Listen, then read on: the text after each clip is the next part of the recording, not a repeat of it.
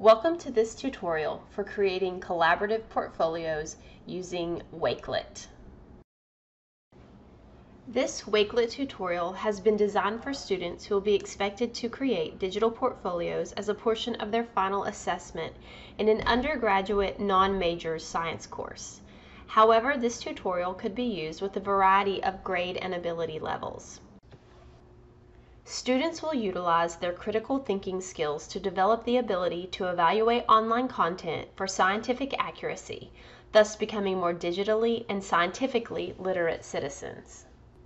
The purpose of using Wakelet is to create an online repository of scientific content that can easily be retrieved, evaluated, and shared.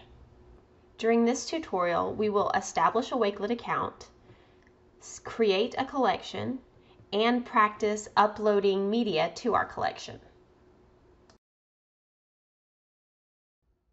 So the first thing you're going to want to do is type wakelet.com into your browser menu, and this is the page that will pop up. If you notice there's a few drop-down menus at the top, I want to just focus a little bit on the support menu. They offer a variety of tutorials and frequently asked questions. If you do have trouble or if you run into any problems, I suggest you visit that menu. But for now, let's go ahead and just sign up. It gives you several options here. You can sign in with Google, your Microsoft, or Facebook. I'm going to go ahead and sign up with email. Once you're in, it will take you to this page, and let's get started. It assigns you a username. You can change the username or keep it as it is. For this tutorial, we'll just leave it alone. And when you get into this page, you are a student, so select student. From this point, we could go ahead and start our collection, but let's set up our profile. So click on your name, and it will take you to your home page where you can actually edit your profile. So choose Edit Profile. The first thing we're going to do is change the header image. You can upload an image of your own or choose from a library. Wakelet has a great library, so we're just going to pick the first thing that pops up today. And we're going to apply that. So now we have some lilies in the background. Now we're going to change our profile image. Now this one does force you to go into your own pictures. I'm going to choose this image of my family, and we'll save that as well. Now I can also enter a short bio.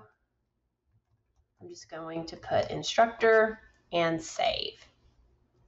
So now our page has become a little more personalized. You can look here. It's going to suggest that we go to our collections. We also have a home page that will take us back to that original page that offered us the ability to create a new collection. So now we're going to start to create our new collection. So when you're on your home page, press on the green plus sign, and that will take us to our collection page. In this particular class, we're going to arrange each collection around the units that we study. And our first unit or module for this course is the diversity of living things. So go ahead and create a title that says diversity of living things. Okay, now we can add a cover image. Again, I'm going to choose from the library. Since we're talking about diversity of living things, let's search animals and pick one of the first ones to come up.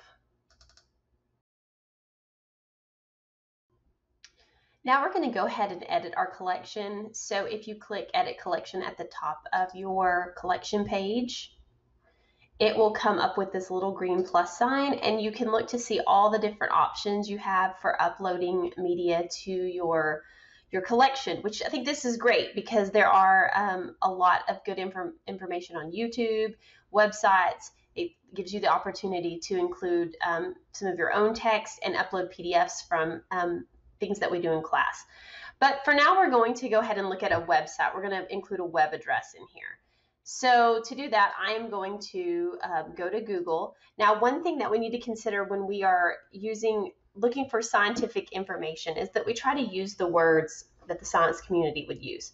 So when we're talking about the diversity of living things, biodiversity is the word that would be commonly used. So when I search biodiversity, I get several results. Some are ads, some come from media sites, National Geographic, which you've often heard of. We have greenfacts.org, which I would caution you sounds to me like something that might have an agenda, so we have to be careful of those sites. Wikipedia sometimes is a good starting point, but not really what I'm looking for. We're looking for strong scientific content that we can relate to and that we can understand. So as I scroll down, the one that I see that really stands out to me is from the Natural History Museum. So I'm going to go ahead and click on that one. But museums are great because they are set up from an educational standpoint, but they're also set up to be consumed by the general population. So they're going to make sure that they define terms, that they explain things well, and they assume that you don't already know a whole bunch of stuff going in. So they're very informative and they're great. They're great for undergraduates and for teachers in schools and things like that. So I am going to copy this web address, and then I'm going to go back into my Wakelet and I can paste the web address directly into my collection. So now you can see that we have a website embedded into our collection on diversity of living things.